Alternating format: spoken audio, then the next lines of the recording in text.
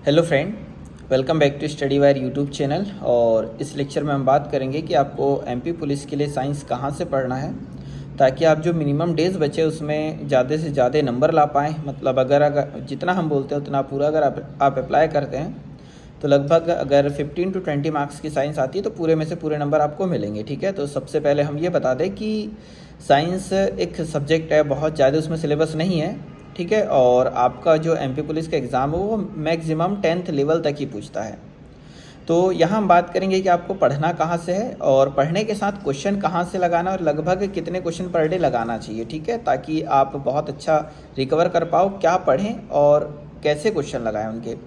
तो सबसे पहले तो हम यहाँ बात करेंगे कि पिछला जो पेपर हुआ है, ठीक है, फॉरेस्ट का भी पेपर हुआ है और एमपी पुलिस का जो पेपर हुआ है तो उसमें साइंस जो है सिर्फ और सिर्फ 9th और 10th की देखी गई है। तो हम बोलेंगे कि अगर आप 8th 9th और 10th की NCERT पढ़ लेते हैं, ये आपको मार्केट में भी अवेलेबल हो जाएगी और मार्केट में नहीं मिल पाती तो आपके छोटे भाई बहन जो कि 8th 9th 10th पास हुए होंगे उनसे ले सकते हैं या टीचर से आप कलेक्ट कर सकते हैं, स्कूल में भी ये मिल सकती है। ठीक है, तो आपको 8th 9th और 10th की NCERT पढ़ना है।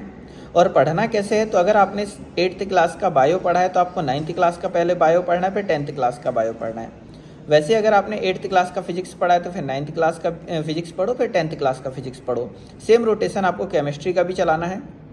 तो पहले जो टफ लग रहा है ना आपको, सपोज आपको फिजिक्स टफ लगता है तो पहले फिजिक्स कंप्लीट करिए आप, 8th का फिजिक्स, 9th का फिजिक्स, 10th का फिजिक्स, क्योंकि थोड़ा सा टफ हो जाता है, कंसेप्ट होता है वहाँ। फिर केमिस्ट्री पढ़ लीजिए, फिर बायो पढ़ लीजिए, थोड़ा ईजी होता है पर याद करना होता है। ठीक है, तो कम से कम 3 बार आपको ये पढ़ना है और पर डे क्वेश्चन लगाने। तो क्वेश्चन के लिए मैं एक बुक रिकमेंड करूँगा, कोई ये प्रमोट वीडियो नहीं है, सिर्फ आपको बताने के लिए। ठीक है, कि आपको वहाँ से क्वेश्चन लगाने चाहिए। और वो पुस्तक है यूथ कंपटीशन एग्जाम की। ठीक है, उसमें लगभग 15 से 16 हज़ार क्वेश्चन है। तो आप बोलेंगे 15-16 हज़ार क्वेश्चन हम कैसे लगा सकते हैं, तो देखिए वो जो बुक है ना वो पूरी NCERT बेस है। NCERT बेस इसलिए क्योंकि उसमें सारे क्वेश्चन RRB के दिए हैं, मतलब RRB group D, RRB NTPC, RRB JEE, RRB ALP। तो उसमें जो क्वेश्चन है वो 10th लेवल तक NCERT से जितने क्वेश्चन प्रोबेबल बन सकते थे सारे के सारे क्वेश्चन कवर किए गए हैं विथ टॉपिक वाइज। यदि आप बायो में सेल पढ़ते तो सेल के क्वेश्चन अलग मिल जाएंगे, फिजिक्स में प्रकाश पढ़ते हैं तो प्रकाश के क्वेश्चन अलग मिल जाएंगे और साथ में आपको न्यूमेरिकल भी उस पुस्तक में मिल जाएंगे, ताकि आप अगर क्वेश्चन न्यूमेरिकल भी अगर आपके एग्जाम में आए तो आपको कोई भी प्रॉब्लम ना हो। ठीक है, कैसे क्वेश्चन बनते हैं क्वेश्चन आप वहाँ से करेंगे। कहने का मतलब कि अगर आपने मान लीजिए कि कोशिका एक चैप्टर पढ़ लिया या आपने ऊतक चैप्टर पढ़ा 9th क्लास के बुक से, तो ऊतक के क्वेश्चन आपको यूथ कॉम्पिटिशन एग्जाम की बुक से लगाना है, ताकि आपने जो पढ़ा है आपको बन पा रहा है या नहीं। तो ऐसे अगर आप प्रैक्टिस करेंगे तो अच्छा कर पाएंगे। और मिनिमम 200 क्वेश्चन आपको पर डे लगाने। ठीक है, 200 क्वेश्चन पर डे लगाने और कम से कम 1 से 2 चैप्टर आपको डेली पढ़ना है। 9th और 10th कम से कम 3 बार रिवीजन, 8th को आप 1 बार पढ़ सकते हैं। न्यूमेरिकल बिल्कुल मत छोड़िएगा, करिएगा। और अभी समय है पीरियोडिक टेबल जो, ठीक है, आवर्त सारणी आपको याद करना ही करना है, क्योंकि उससे क्वेश्चन आपको मिलेंगे।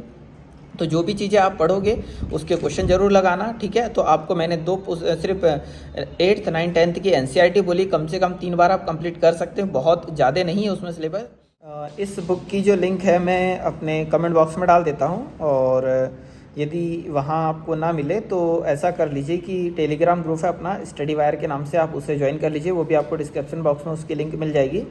तो वहाँ मैं उसकी लिंक शेयर कर देता हूँ, तो आप वहाँ से उसे परचेस कर सकते हैं। ठीक है, और एक चीज़ और, अगर आप पुस्तक नहीं परचेस करना चाह रहे तो मैंने एक 18 घंटे का वीडियो डाल रखा है। ठीक है, जो कि उसकी भी लिंक मैं दे दूंगा। तो उस 18 घंटे का अगर आप वीडियो कर लेते हैं तो भी क्वेश्चन कंप्लीट हो जाएंगे, अदरवाइज आप पुस्तक परचेस कर सकते हैं। वीडियो देखना भी कोई कंपलसरी नहीं कि आपको देखोगे तो ही ज़्यादा बेटर रहेगा, पर यदि पुस्तक नहीं ले पा रहे हैं तो आप उस 18 घंटे का एक वीडियो है, ठीक है, उसकी भी लिंक आपको डिस्क्रिप्शन बॉक्स में मिल जाएगी, आप वहाँ से कंप्लीट कर लीजिए या तो पुस्तक से कंप्लीट कर लीजिए।